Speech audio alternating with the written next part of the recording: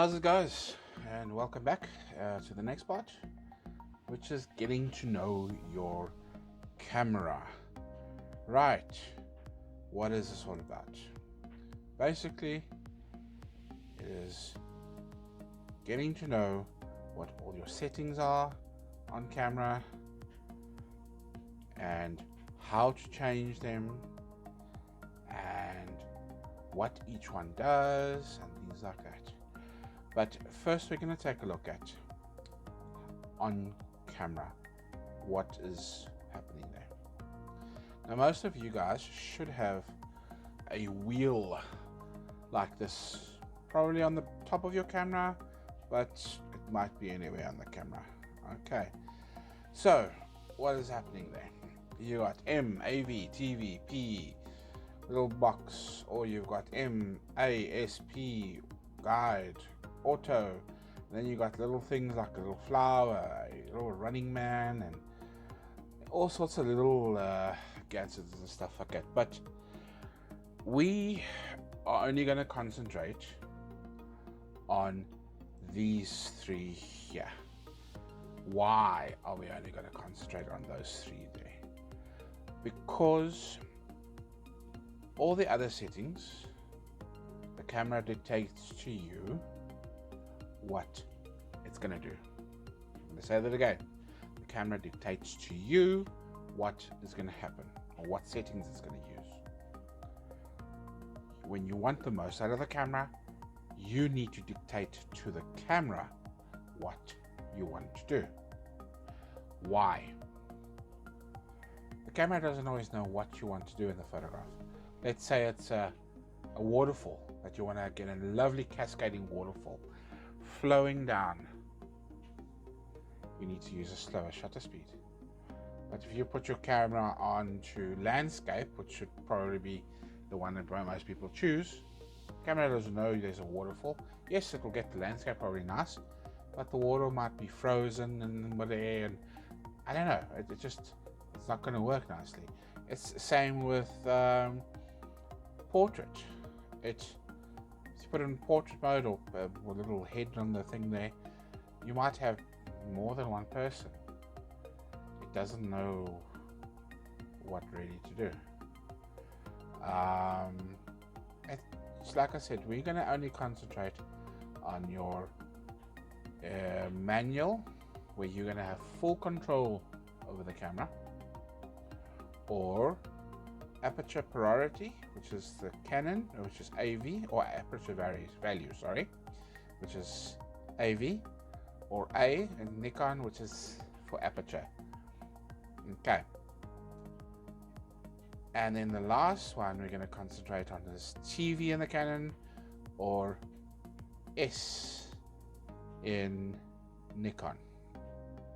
TV stands for time value, timing the time that the shutter opens and closes, and S in the Nikon stands for shutter. So when do you use what? Eventually, the more you shoot and the more more experience you build up, you'll get to a stage when you know what you want to do. When do I use these settings? If I'm in a situation like a studio where I have full control over the light, there's no light that's going to be coming and fading or getting brighter or anything like that, because I've set my studio lights up to a constant power and I know exactly what's going to happen. I will use manual. Yes, I do use manual sometimes in the field, because I generally shoot with studio lights or strobes in the field if I'm shooting people or things like that. Why? Because I might not be on a location for a very long time and I want to have full control of the camera, and it just might be an interior of a house that I'm shooting. So each room is going to be a different exposure, but within each room you're going to have multiple exposures. So I'm going to be changing my exposures, which is called exposure bracketing. to make sure I've got the highlights and the shadows all bracketed nicely and exposed properly.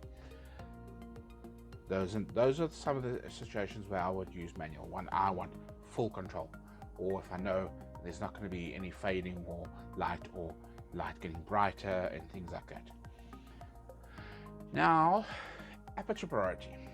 Now let's say I'm shooting a portrait or model or whatever you want to call it, and it's going to be a long day of shooting, and the light is going to be changing. It might be a cloudy day or patchy cloudy day, and the sun comes and goes and comes and goes, and I'm worried that if I'm not, I'm a bit lazy and I don't want to worry too much about the sun coming and going. I'll put on aperture value or aperture, whichever brand of camera you're using. What happens here? I am telling the camera I want my aperture to be X. The camera now will work out the shutter according to what my aperture is going to be and according to the amount of light that's going in. So basically, as I'm pressing that little shutter button, that little computer in that camera goes, okay, my aperture is f4. I've got so much light coming in. How much light how fast must I let my shutter be to let in the right amount of light? And it sends that, the computer sends it to the shutter, it sets it up, and away you go. That is shutter priority, or aperture priority, my apologies, aperture priority or aperture value or aperture. So the camera tells the shutter what must happen, where you've constantly set that aperture. Why? For portraits and stuff like that? Because generally with portraits you want to have your model stand out of it. So you want to use a larger aperture, which we're going to go into more depth later. So you want to set the aperture to what you want to be. Okay. Now with time value or shutter basically now what happens there, I'm telling the shutter what I want, and the camera's computer is going to tell me to work out what the aperture is going to be. Why the difference? A sports photographer, for instance, now they're going to be shooting a rally, for instance, and it's going to be a whole day event. Again, changing light and stuff like that. It's a fast-moving sport. You don't want to still have to worry and think about what my aperture is going to be. Your most important thing there is your shutter speed, because you don't want to use too slow a shutter speed, and then the rally car goes past you, and you just got this blur or streak across the image. So you need to set your shutter to what you want it to be to capture that image or car or whatever you want to call it. Then the camera can work out the aperture for you the whole day. It just makes your life a little bit easier in fast changing environments. Guys that are coming from the film days and stuff like that didn't really have all this. It was, the very first film camera I shot with my dad was a Minolta, and that was manual focus, no autofocus. It was manual settings. You had to basically set the shutter, you had to set the aperture, and away you go. The next thing we're going to look at is the back of your camera, that little screen in the back. That shows you all your settings on your camera, things like what shutter speed am I shooting at, what aperture, what ISO, what is my white balance setting, what is my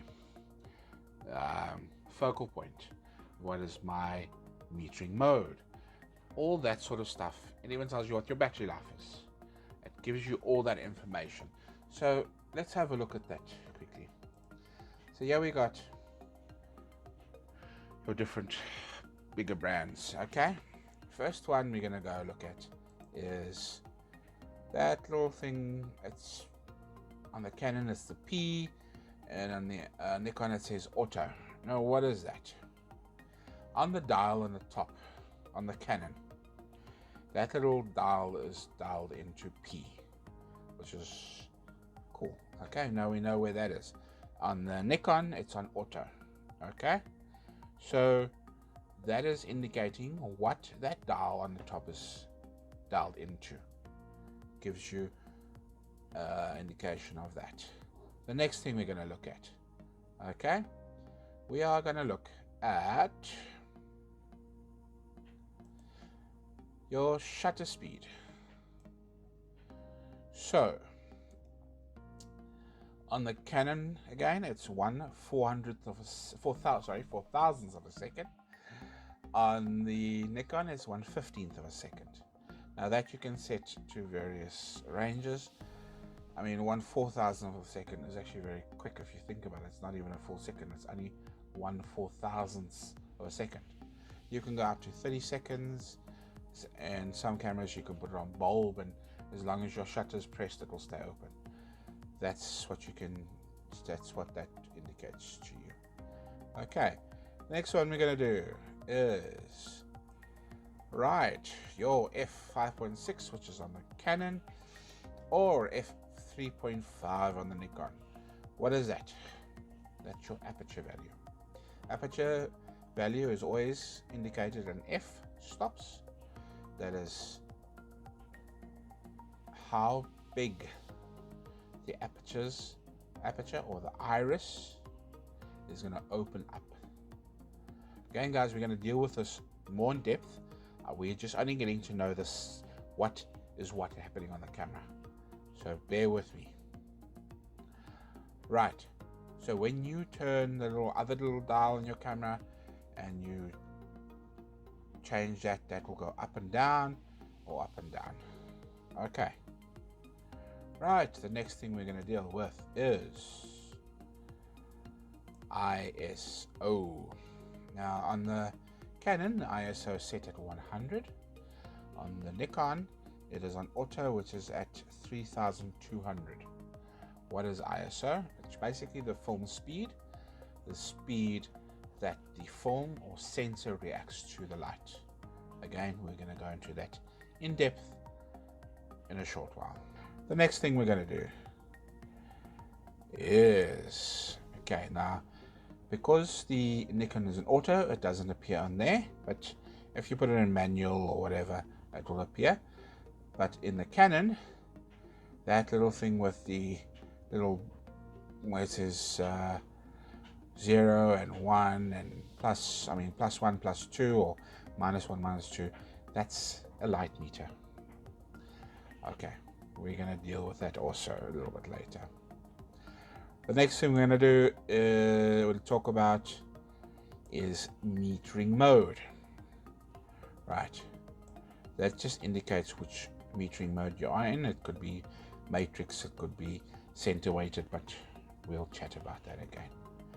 Following the next one is your battery indicator. It tells you what your battery life is like, so you don't get left high and dry when you need it.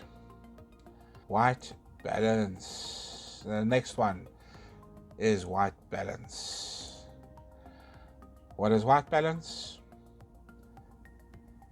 It's a setting on your camera for the camera to work out the colors in the scene.